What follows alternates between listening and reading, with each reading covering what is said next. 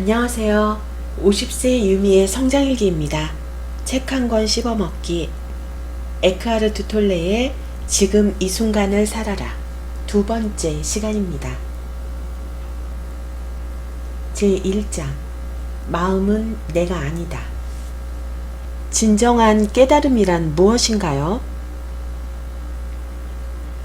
30년 동안 길가에 앉아서 국어를 해온 거지가 여느 날과 마찬가지로 한 푼 줍쇼 라는 말을 나지막히 중얼거리고 있었습니다.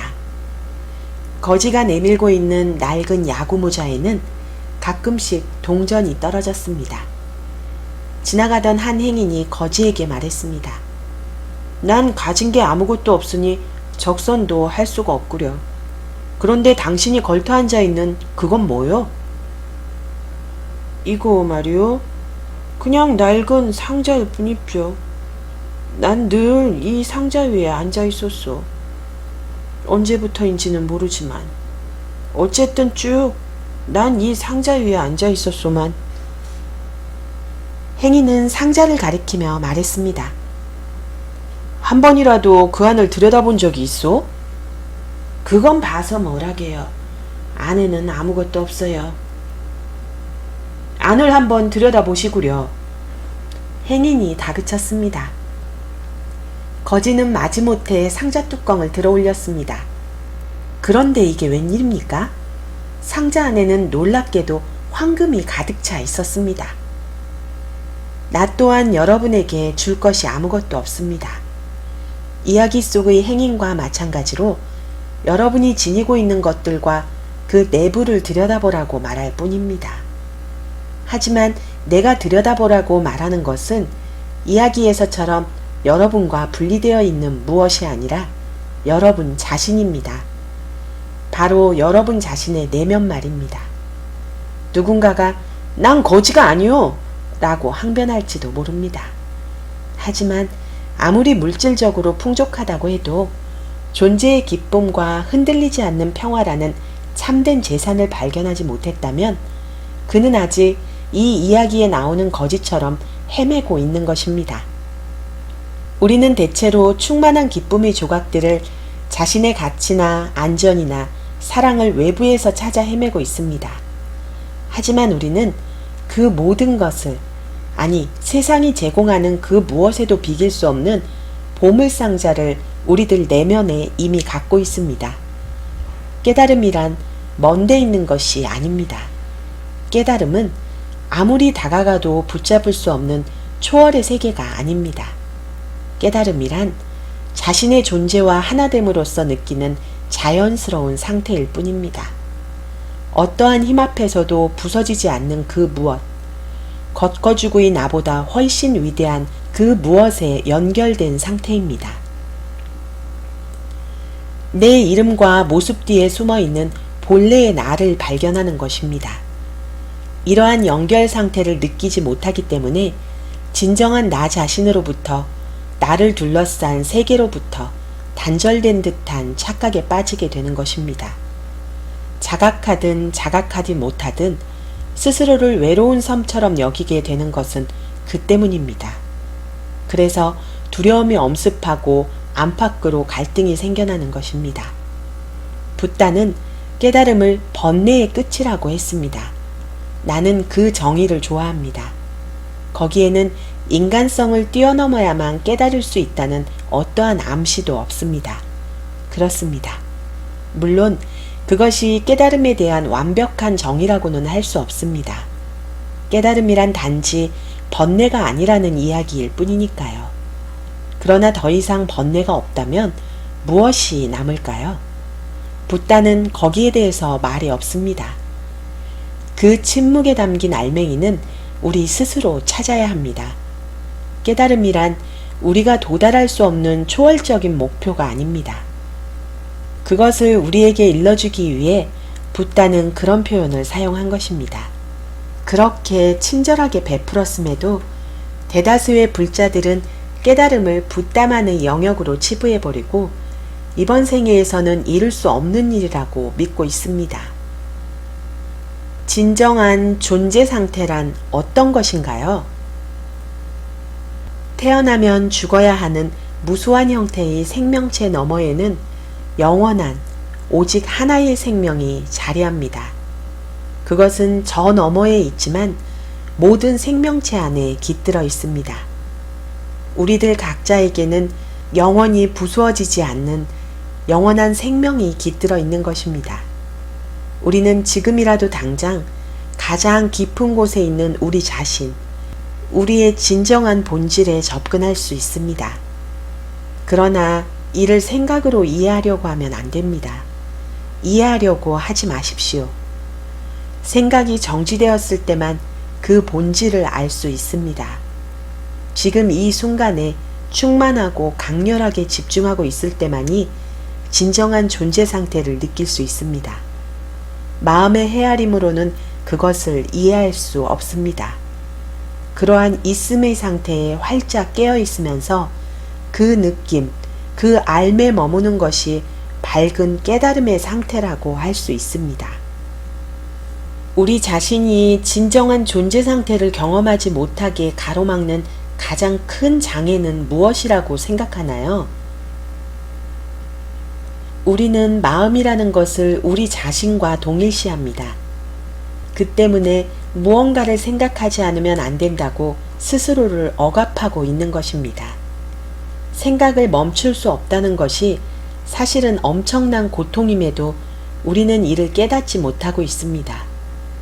대부분의 사람들이 그런 고통을 겪으면서도 그것을 정상적인 것으로 받아들이고 있습니다. 그칠 줄 모르는 생각의 행렬이 소음이 되어서 내면의 고요한 세계를 발견하지 못하도록 가로막고 있는 것입니다. 우리 자신의 진정한 본질은 내면의 고요한 세계와 일치합니다. 갖가지 생각을 헤아리면서 그런 생각들을 나라고 착각하기 때문에 거짓된 자아가 만들어지고 두려움과 고통의 그림자가 드리워지는 것입니다. 이 점에 대해서는 나중에 더 자세히 설명하겠습니다. 데카르트는 나는 생각한다, 그러므로 존재한다 라는 명제를 만들어 놓고 스스로 가장 근본적인 진리를 발견했다고 믿었습니다. 하지만 그는 사실 가장 기본적인 오류를 범한 셈입니다. 생각을 자기 존재라고 착각한 것이지요. 우리들 대부분이 그렇지만 머릿속 헤아림을 쫓아가다 보면 문제와 갈등이 끊임없이 일어납니다. 그 결과 미친 듯이 복잡한 세상에 휩쓸리게 됩니다. 그리고 세상은 조각조각 부서진 우리들 마음을 고스란히 반영하고 있습니다. 깨달음이란 만물의 배경을 이루는 하나의 상태에 머물러 전체성으로 살아가는 것이고 평화로운 상태입니다. 눈에 보이지 않는 가장 깊은 곳의 진정한 자아와 하나 될 뿐만이 아니라 눈에 보이는 물질화된 세상 속에서 생명력과도 하나가 되는 것입니다. 깨달음이란 안팎으로 일어나는 고통과 계속되는 갈등의 끝일 뿐만이 아니라 멈출 줄 모르는 생각의 끝이기도 합니다. 우리를 노예처럼 구속하는 생각으로부터 벗어난다는 것은 얼마나 멋진 해방입니까? 자신을 마음과 동일시하면 보이지 않는 장막이 생겨나 고정관념에 사로잡히게 되고 말이나 이미지를 곡해하고 자기 나름의 판단을 내리게 되므로 진정한 관계를 이루지 못하게 됩니다. 그 장막이 당신과 진정한 당신 사이를, 당신과 당신의 동료 사이를, 당신과 자연 사이를, 당신과 신 사이를 가로막고 있습니다. 이런 생각의 장막으로 인해 서로 분리되어 있다고 착각하게 되는 것입니다. 그래서 당신은 여기에 있고 당신과는 전적으로 분리된 다른 것이 저기에 있다는 환상 속에서 살아가게 되는 것입니다. 눈에 보이는 물리적인 모습들과 형상들의 차원 밑바닥에서 당신은 진실로 만물과 하나입니다. 생각이라는 장막에 가려 그 본질을 잊고 있을 뿐입니다. 망각으로 인해 이런 하나됨의 상태를 자명한 현실로 느낄 수 없는 것입니다. 삼라만상이 하나라는 사실을 믿을 수 있을지 모르지만 그것을 경험을 통해서 확연하게 알지는 못하는 것입니다. 믿음이 위안을 줄 수 있을지도 모릅니다. 하지만 직접 체험하지 않고서는 진정한 자유로움을 얻을 수 없습니다. 생각이라는 것은 일종의 질병입니다. 질병은 균형이 무너질 때 생깁니다. 균형이 무너진다는 것은 어떤 의미일까요? 예를 들어 몸 안의 세포가 분열하고 증식하는 것 자체는 당연하고 자연스러운 상태입니다. 그러나 이 과정이 몸 전체의 질서와 상관없이 계속된다면 세포들이 급격히 증가해서 병에 걸리게 됩니다. 올바르게 사용하면 마음은 아주 훌륭한 도구이지만 잘못 사용하면 대단한 파괴력을 갖게 됩니다. 더 정확히 말하자면 잘못 사용하는 정도가 아니라 마음이 우리를 부리는 상태가 되어버립니다. 마음을 부리지 못하고 부림을 당하는 것이 곧 병입니다. 나를 내 마음이라고 믿는 것은 환상이요 기만입니다. 부림을 당해야 할 도구가 주인의 자리를 점령하고만 꼴입니다. 생각하는 자를 지켜본다는 것은 정확히 무슨 뜻인가요? 어떤 사람이 의사에게 머릿속에서 목소리가 들린다고 말하면 의사는 그에게 정신병원에 가보라고 할 겁니다. 하지만 사실은 모든 사람이 머릿속으로 하나 이상의 목소리를 듣고 있습니다. 자기도 모르는 사이에 생각이 저절로 진행되고 있는 것입니다. 그래서 머릿속에서는 독백이나 대화가 그칠 줄 모르고 이어집니다. 거리를 걷다가 혼자서 중얼거리는 미친 사람을 만나는 것은 드문 일이 아닙니다. 하지만 정상적인 사람이라도 별다를 것이 없습니다. 단지 입 밖으로 큰 소리를 내지 않을 뿐이지요. 그 목소리는 뭔가 자기 의견을 내놓고 추측하고 판단하고 비교하고 불평하고 좋아하고 싫어합니다. 그때그때의 특정한 상황에 관련된 것이 아닐 수도 있습니다. 가깝거나 먼 과거를 재현할 수도 있고 미래에 일어날 수 있는 상황을 연습하거나 상상하는 것일 수도 있습니다. 일이 잘못되는 부정적인 결과를 상상하기도 하는데 이것이 소위 근심 걱정이라는 것입니다. 때로는 그 목소리는 시각 이미지나 영상을 동반하기도 합니다. 그 목소리는 가까운 장래에 관한 상황일 때조차 과거에 비추어서 그 상황을 해석합니다. 왜냐하면 그 목소리는 당신의 조건화된 마음에서 나오기 때문입니다. 마음이란 당신이 유산으로 물려받은 집단적인 문화의 소산일 뿐만이 아니라 당신 자신이 겪은 과거 역사의 산물이기도 합니다. 그래서 과거의 눈을 통해 현재를 보고 판단하면서 완전히 왜곡된 시각을 갖게 되는 것입니다. 그 목소리야말로 당신 자신의 가장 큰 적입니다. 당신의 머릿속에는 대개 자기 자신을 끊임없이 공격하고 처벌하여 활력을 앗아가는 고문도구가 들어있는 것입니다. 말할 수 없는 불행과 고통, 질병이 생겨나는 이유가 거기에 있습니다. 그러나 여기 복된 소식이 있습니다. 당신은 당신 자신을 마음으로부터 자유롭게 놓아줄 수 있습니다. 이것이야말로 유일하고도 진정한 해방입니다. 지금이라도 당장 첫걸음을 내디딜 수 있습니다. 가능하면 자주 머릿속에서 들리는 목소리에 귀를 기울이기 시작하십시오. 낡은 축음기를 틀어놓은 것처럼 오랜 세월 되풀이해서 들려왔던 사고 유형에 특히 주의를 기울이십시오. 이것이 내가 생각하는 자를 지켜보라는 의미입니다. 머릿속에서 들려오는 목소리에 귀 기울이면서 그 자리에 목격하는 자로 머물러 있어야 합니다. 그 목소리에 귀를 기울일 때는 아무런 견해도 갖지 말고 그저 듣기만 하십시오. 아무런 판단도 하지 말고 비난을 퍼붓지도 마십시오. 판단을 하거나 비난을 하면 똑같은 목소리가 뒷문을 통해 다시 들어오는 셈입니다.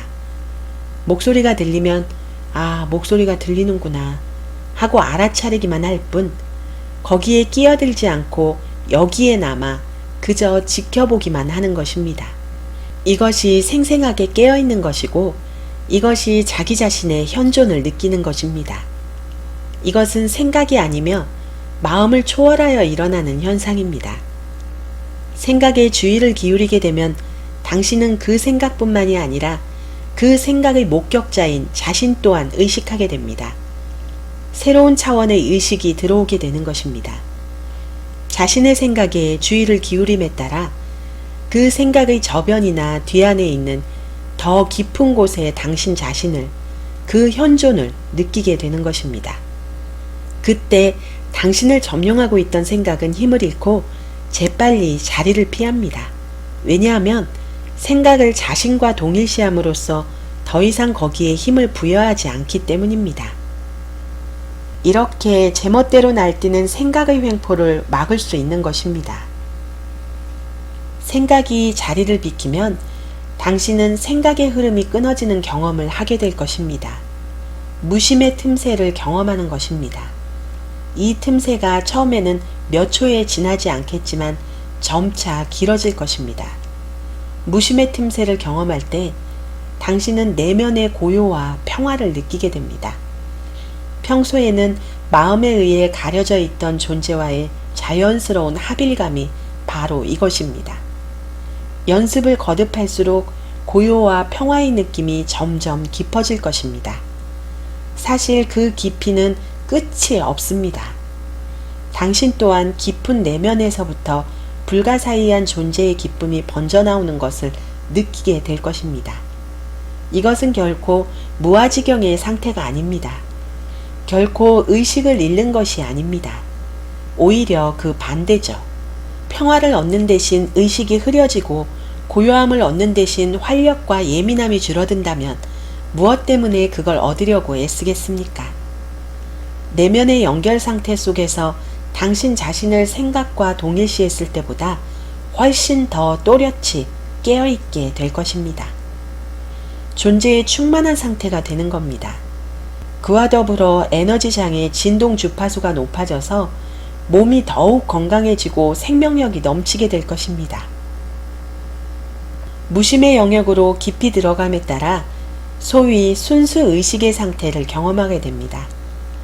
그 상태에는 현존하는 느낌이 너무나 강렬하고 매혹적이어서 모든 생각과 감정, 육체뿐만 아니라 외부 세상 전체가 상대적으로 무의미해집니다. 순수의식 상태는 자기 중심적인 상태가 아니라 자기가 없어지는 상태입니다. 당신은 그제야 나 자신에 대한 예전의 생각들을 뛰어넘을 수 있게 됩니다. 그러한 현존이야말로 당신 자신의 진정한 본질이며 동시에 당신보다 훨씬 더 위대한 무엇입니다. 내가 말하는 바가 역설적이거나 모순된 것처럼 들릴 수도 있을 것입니다. 하지만 나로서는 달리 표현할 길이 없습니다. 생각하는 자를 지켜보는 대신 단순히 지금 이 순간에 주의를 집중하는 것만으로도 마음의 흐름 속에 틈새를 만들어낼 수 있습니다. 단지 지금 이 순간을 확고하게 의식하기만 하면 됩니다. 이는 누구나 쉽게 할 수 있는 수행법입니다. 마음의 움직임으로부터 우리의 의식을 거두어 들여서 주의를 집중하고 예민하게 깨어있음으로써 무심의 틈새를 창조하는 것입니다. 이것이 명상의 핵심입니다. 이는 일상생활을 계속하면서도 할 수 있는 수행법입니다. 단지 하나의 수단에 불과한 일상적인 활동에 목적을 부여하고 거기에 최대한 주의를 집중함으로써 그 자체가 목적이 되도록 하십시오.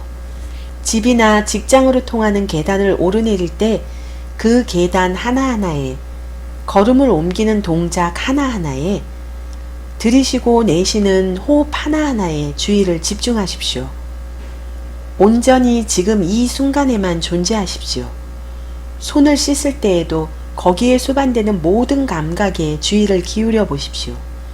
물이 흐르는 소리와 물이 닿는 느낌, 손의 움직임, 비누의 향기 등을 놓치지 마십시오. 자동차를 탈 때에도 문을 닫은 후 잠시 모든 감각을 멈추고 호흡의 흐름을 지켜보십시오. 고요하지만 강렬한 현존의 감각을 느껴보십시오. 그렇다면 이러한 수행이 얼마나 성공적이었는지에 대해서 어떻게 알 수 있을까요? 당신이 어느 정도의 내면의 평화를 느끼는지가 그 기준이 될 수 있을 것입니다. 깨달음을 향한 여정에서 가장 중요한 단계는 마음을 자기 자신과 동일시하지 않는 법을 배우는 것입니다. 마음의 흐름 속에서 어떤 틈새를 만들 때마다 의식의 빛은 점점 더 밝아집니다. 그러던 어느 날 마치 아이의 재롱을 보면서 미소 짓듯이 머릿속에서 들려오는 목소리를 향해 미소를 보내고 있는 자신을 발견할지도 모릅니다. 더 이상 마음에 의존하지 않게 됨으로써 마음이 지어내는 내용물을 심각하지 않게 받아들일 수 있게 되는 것입니다. 우리는 왜 생각에 중독될 수밖에 없나요? 자기 자신을 마음과 동일시하기 때문입니다. 마음의 내용물과 활동이 곧 자기 자신이라고 생각하기 때문입니다. 우리는 생각을 멈추면 자기 자신의 존재 또한 끝장날 것이라고 믿고 있습니다. 인간은 성장함에 따라 개인적이고 문화적인 조건에 기초해서 자신이 누구인가에 대한 이미지를 만들어냅니다. 이런 거짓된 자아를 에고라고 합니다. 에고는 마음의 활동으로 이루어지며 끊임없는 생각을 통해서만 유지될 수 있습니다. 에고라는 용어는 사람에 따라 의미가 다를 수 있겠지만 내가 그 말을 사용할 때는 무의식적으로 자기 자신을 마음과 동일시함으로써 창조된 거짓된 자아를 뜻합니다. 에고에게는 현재의 순간이 존재하지 않습니다. 과거와 미래만을 중요하게 여길 뿐입니다. 이는 진리를 정면으로 거스르는 일이 아닐 수 없는데 에고로 존재하는 한 우리의 마음은 부작용을 일으킬 수밖에 없습니다. 에고는 항상 과거에 집착하고 과거를 살아있게 하려고 합니다. 과거가 없으면 자신이 누구인지를 알 수 없기 때문입니다. 에고는 또한 스스로를 미래에 투사함으로써 계속적인 생존을 보장받으려고 하고 거기에서 어떤 해방이나 만족감을 얻으려고 합니다. 에고는 말합니다. 언젠가 이런 일이 일어나면 난 행복할 텐데. 저런 일이 생기면 난 평화로워질 텐데. 에고가 현재에 관여하고 있는 듯이 보일 때조차도 에고가 보고 있는 것은 현재가 아닙니다. 에고는 과거의 눈을 통해서 보기 때문에 현재를 제대로 파악할 수가 없습니다. 마음이 만들어내는 미래의 목적을 위해서 현재를 하나의 수단으로 축소하기 일쑤지요. 여러분 스스로 마음을 잘 관찰해 보면 실제로 그렇다는 것을 알 수 있을 것입니다. 지금 이 순간이야말로 자유를 향한 열쇠를 쥐고 있는 것입니다. 그러나 마음을 자신과 동일시하는 한 우리는 지금 이 순간을 발견할 수 없습니다. 붓다는 고통이나 번뇌가 욕망이나 집착에서 생겨나며 고통에서 벗어나려면 욕망의 사슬을 끊어야 한다고 말했습니다. 이에 대해 어떻게 생각하십니까? 모든 탐욕은 순수한 존재의 기쁨 대신 외부 세상과 미래에서 구원이나 만족을 추구하는 마음입니다.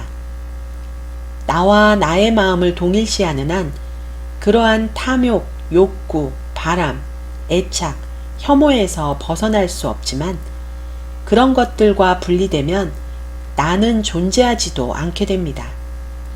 단지 어떤 가능성, 어떤 충족되지 못한 잠재력, 아직 뿌려지지 않은 씨앗으로 존재할 뿐입니다. 그런 상태에서는 자유나 깨달음에 대한 바람조차도 미래의 만족이나 완성을 위한 또 다른 집착에 불과합니다. 욕망으로부터 벗어나려고 하지 마십시오. 깨달음을 성취하려고 하지 마십시오. 지금 이 순간에 존재하십시오. 마음을 지켜보는 자로서 남아있어야 합니다. 붓다의 말을 인용하는 대신 붓다가 되십시오. 붓다라는 말이 의미하는 바대로 깨어난 자가 되십시오. 은총의 상태에서 떨어져 나온 인간들은 시간과 마음의 영역에 묶여 충만한 존재의 상태를 잃어버리고 영겁의 세월 동안 고통의 소나기에 있었습니다. 스스로 근원과 이어지지 못하고 서로에게 이어지지 못한 채 우주를 떠도는 무의미한 조각들로 인식하고 있었습니다. 마음을 자신이라고 여기는 한, 다시 말하자면 영적으로 깨어나지 못하는 한 고통은 피할 수 없습니다. 우선 감정적인 고통을 피할 수 없을 것이고, 감정적인 고통은 육체의 고통과 질병의 원인이 되었을 것입니다.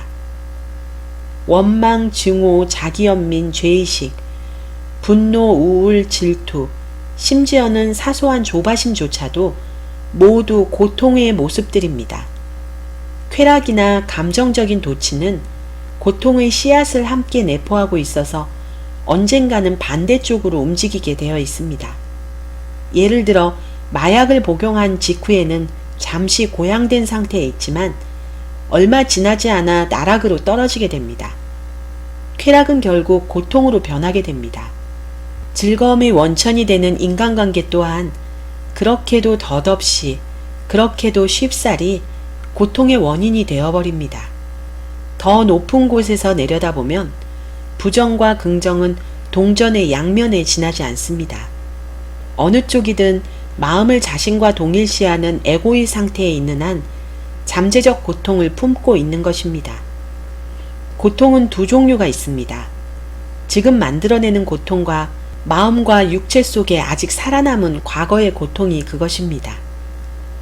어떻게 하면 지금 이 순간 고통을 만들어내는 일을 그만둘 수 있을까요? 어떻게 하면 과거의 고통을 녹일 수 있을까요? 이제부터는 그것에 대해 이야기하고자 합니다.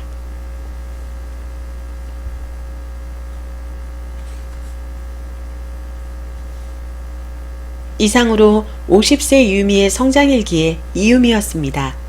여러분의 구독과 좋아요는 저에게 큰 힘이 됩니다. 감사합니다.